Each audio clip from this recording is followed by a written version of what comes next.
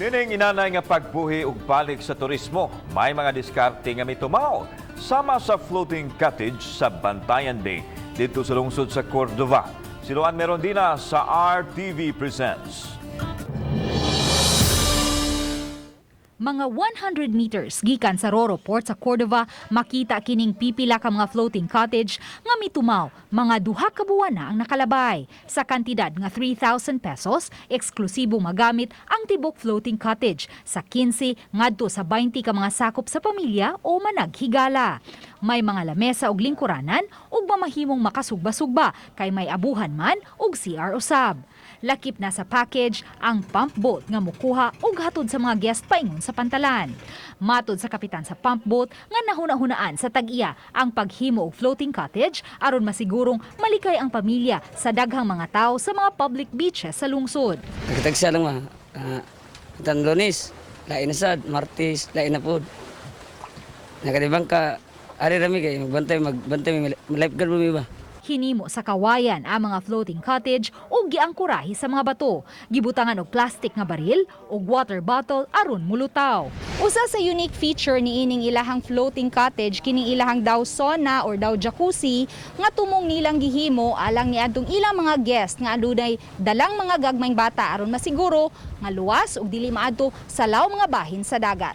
Bukas kini, sugod alas 8 sa buntag, hangtod sa alas 4:30 sa hapon. Gikan pa lang sa bangka, pa-secure ginamo nga magsuot sila life vest sa ilang mga guests.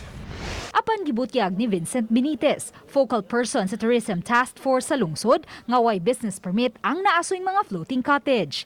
Gitun-an karon sa Tourism Task Force ang pag-usab sa Tourism Code aron kini ma-regulate. For the meantime is dili lang sa sigila ipapadayon sa katong mga naghimo pabitaw og mga inana kay para ma-plaster jud ba nga saon ni sila. Daghang mga aspeto sa floating cottage ang angayang tutukan ug tun-an sa task force aron masigurong luwas ang ilang mga guest, dili usab makadaot sa marine life ug mapabilin ang panginabuhian sa sektor sa turismo. Usa sa gitan-aw karon sa Tourism Task Force ang kaluwas ni ining mga floating cottage ilabi na panahon sa habagat. Magsugod og kakusog ang hanging habagat sa mga buwan sa Agosto ug Setyembre.